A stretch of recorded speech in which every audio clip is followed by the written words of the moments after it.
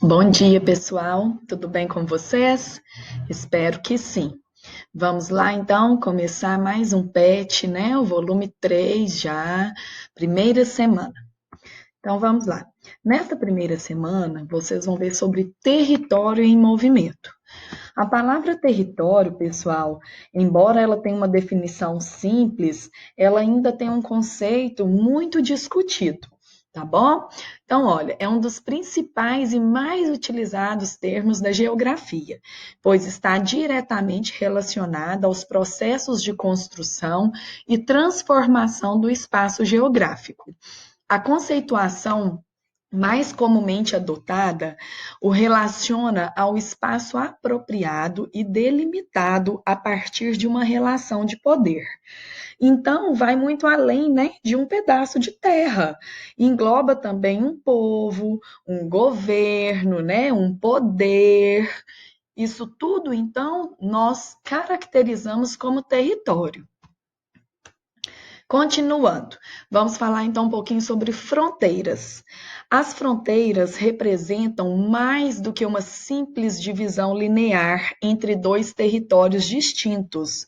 O conceito de fronteira possui maior abrangência e refere-se a uma região ou faixa. Em geral, sua construção é influenciada pelos aspectos relacionados com a ocupação, cultura, etnia e língua da população dos dois territórios. Então, quando se fala de fronteira, gente, também vai além de uma linha, né, que separa dois territórios. Ela separa também as etnias, as culturas, né, e as línguas diferentes. Então, é a parte física. É uma parte da terra, né? Uma faixa ali de terreno que vai separar então esses dois territórios, correto? Então vamos lá. Olha, aqui então, vou passar o mouse aqui para vocês perceberem aqui, ó, nessas linhas, né? São as fronteiras do nosso país, né? As fronteiras aqui, ó, onde vai delimitar o nosso território, não é isso? Pessoal, dentro deste estudo, então, vamos falar também sobre a população e o povo, tá bom? Então, vamos lá. A população mundial apresenta diferentes aspectos e se tornou uma preocupação em função dos grandes desafios presentes em sua estrutura nas diferentes taxas de natalidade, mortalidade, fecundidade, escolaridade e outros, que são os indicadores do desenvolvimento social de cada estado-nação. Então, nós já vimos, né? Vocês já sabem o que é o IDH. IDH foi criado pela ONU, né? Chamado de Índice de Desenvolvimento Humano, que são dados estatísticos, né? Sobre os vários aspectos de vida de um povo e que no conjunto, né, desses aspectos aí, eles vão retratar o estado social da nação. Então, vai permitir conhecer o seu nível de desenvolvimento social. E aí, para analisar, então, o índice de desenvolvimento humano, eles utilizam a expectativa de vida, né? Até qual idade as pessoas vivem, né, no geral, naquele país. É a taxa de mortalidade infantil, crianças que morrem com menos de 2 anos, taxa de analfabetismo, né, se as pessoas têm qual o nível de escolaridade das pessoas, a renda per capita e outros aspectos também. Isso, então, vai definir o desenvolvimento, o nível que está, né, de desenvolvimento social daquele Estado-nação. Povo, agrupamento de pessoas que possuem os mesmos hábitos e costumes transmitidos de geração em geração e que existe através das manifestações específicas de cada cultura nos diferentes territórios mundiais. É encontrado nas mais variadas formas de expressão dos valores culturais. Uma verdadeira riqueza que se expressa por maneiras particulares de ver o mundo. Então, os povos, né, gente, possuem particularidades que formam a sua identidade territorial, né? Aquela particularidade ali vai formar a identidade daquele território. É preciso, então, valorizar todos os povos, né? Adotando uma pluralidade, né? Que combata o etnocentrismo. Né? E o que é o etnocentrismo, então? É uma forma de enxergar outra etnia com base na etnia própria.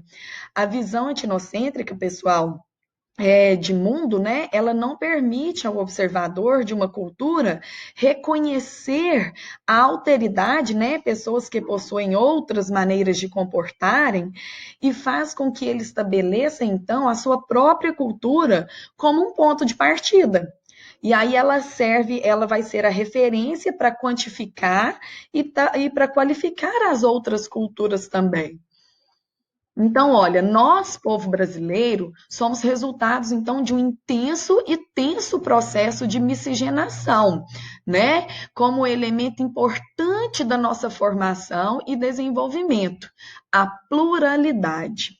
Somos um povo, então, de manifestações culturais relevantes, mas apresentamos uma fragmentação social de gênero, raça e etnia, o que aponta para uma urgente necessidade de políticas públicas de manutenção do respeito às diferenças entre os povos, né? O que eu disse antes aí na questão da valorização, né, de cada identidade territorial. Correto, pessoal? Deu para entender direitinho aí? Espero que sim. Vamos lá para as atividades, então.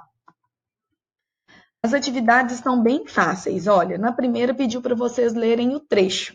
Diante da realidade, ao mesmo tempo global e local das redes, a tentação é grande de opor, desse ponto de vista, uma sociedade local a uma sociedade nacional, um território local ao território nacional e mesmo uma formação socioeconômica local ou regional e uma formação socioeconômica nacional, né? Então, defina os termos território e fronteira, relacionando-os a território local e nacional. Então, depois que vocês definirem o que é território, o que são fronteiras, né, vocês vão fazer uma relação aí com o território local e um território nacional. Na atividade 2, vocês vão ler o seguinte trecho.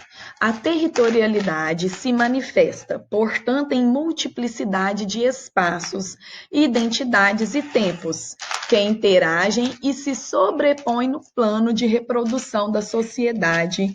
E, se tratarmos da escala micro dos eventos espaciais, realçamos o encontro de fluxos oriundos de diversas escalas maiores e que se concretizam no âmbito dos lugares do cotidiano, de experiências, relações e manifestações culturais.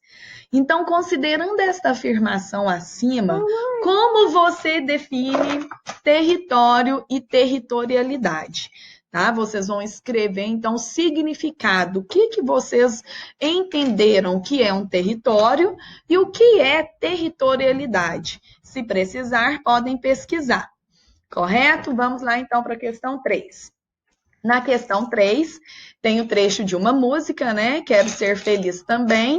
Eu vou colocar a música logo abaixo o vídeo, tá bom? Para vocês ouvirem. Então, fala o seguinte: e a música dos povos para representar o ressurgimento de nossas raízes, olhe, sorria, goste da sua cor, procure sempre sua consciência e jamais tenha vergonha de falar de amor. Então, vocês vão descrever o processo de miscigenação do povo brasileiro, né? Tem a dica de um vídeo aí, o povo brasileiro, indicado no material. Então, vocês vão descrever isso aí, né? Formar um parágrafo aí, falando sobre o processo de miscigenação do povo brasileiro. Vamos lá, então. Na questão 4, fala o seguinte: o etnocentrismo é a tendência a observar o mundo desde a perspectiva particular do povo e cultura que se pertence, Pode-se definir o etnocentrismo como uma atitude individual ou coletiva, que coloca a etnia da qual se faz parte como eixo central de uma determinada interpretação ou concepção do mundo, sem necessariamente conduzir à crença de que a sua própria raça ou grupo étnico são superiores aos demais povos e raças que compõem a humanidade. Então, eu já havia explicado sobre o etnocentrismo. Quem não pegou, volta um pouquinho no vídeo aí, tá bom? Vocês vão apontar, então, os principais desafios da sociedade globalizada no combate ao etnocentrismo, né? Quais são os principais desafios que vivemos hoje para combater esse etnocentrismo? E, por fim, na questão 5, tem uma imagem, né? E baseando-se, então, na análise desta imagem, e nos seus conhecimentos, vocês vão escrever um parágrafo argumentando a importância da identidade cultural de cada povo para o processo de construção da sociedade mundial. Tá bom? Bem fácil, né, pessoal? Então, um parágrafo aí, tá? Argumentando essa importância da identidade cultural, né? Que cada povo tem, cada etnia, cada cultura, cada língua, né? Que forma a identidade territorial ali. Então, para o processo de construção da sociedade, por que que isso é tão importante, tá? Certinho, pessoal? Ficou claro? Espero que sim, tá bom? Bons estudos, então, para vocês. Se precisarem, podem me chamar. Um beijo e um abraço bem carinhoso em cada um de vocês.